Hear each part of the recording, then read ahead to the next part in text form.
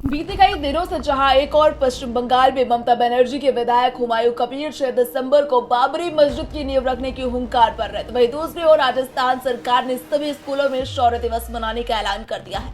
पश्चिम बंगाल में टीएमसी विधायक हुमायूं कबीर ने 6 दिसंबर को नई बाबरी मस्जिद का शिलान्यास करने की घोषणा कर दी है, लेकिन मस्जिद के लिए बताई गई जमीन का मालिक ही निर्माण के खिलाफ है। बाबरी के नए अध्याय को हम विस्तार में बताएंगे। राजस्थान सरकार की ओर से निर्देश जारी किए गए और सभी स्कूलों में विशेष आयोजन भी किया जाएगा। विशेष प्रार्थना सभा का आयोजन, राम भजन और आरती से शुरुआत की जाएगी। साथ ही राम भजन, आरती, शौर्य यात्रा, चित्रकला व निबंध प्रतियोगिताएं भी की जाएंगी।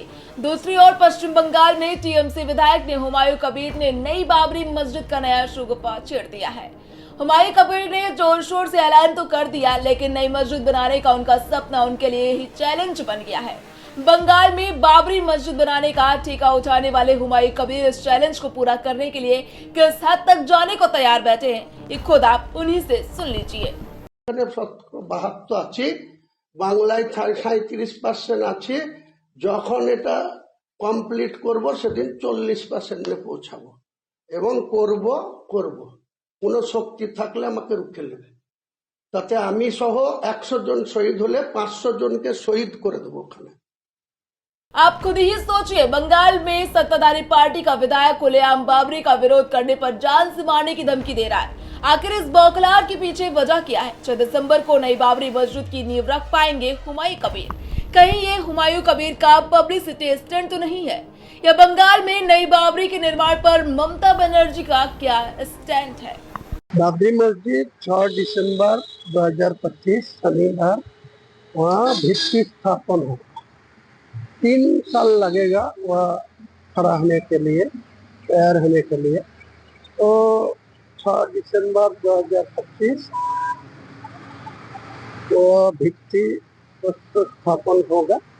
यही तो 1 साल पहले मैं यहाँ खड़ा होके बोला, 12 दिसंबर 2024 यहाँ ही खड़ा होके आपको सब लोगों को सामने में वादा किया, मैं ऐलान किया।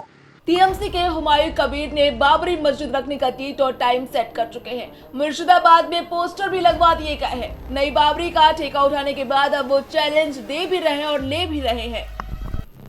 कोई अमित शाह जी, कोई होम डिपार्टमेंट से कोई जियो है जो कोई बाबरी मस्जिद में नाम करके कोई मस्जिद नहीं बना सकते इंडिया में, कहाँ वो भी जियो दे दीजिए तो मैं नहीं बनाऊंगी, दूसरे को किसी को नाम बनाएगी। ठीक है, मैं तो चैलेंज एक्सेप्ट किया। वो यूपी में बोल के मेरा धमकी दे के मेरा गद्दान लेने का ऐलान करके कोई फायदा नहीं है। मेरा गद्दान लेगी तो गद्दान जहाँ मैं रुकूंगी, जहाँ मस्जिद का शिलान्यास होगी वहाँ तो आना चाहिए ना, आने दीजिए ना। कौन मेरा गद्दान लेंगी तो मैं देख लूंगा, मैं गद्दान देने के लिए तैयार हूँ।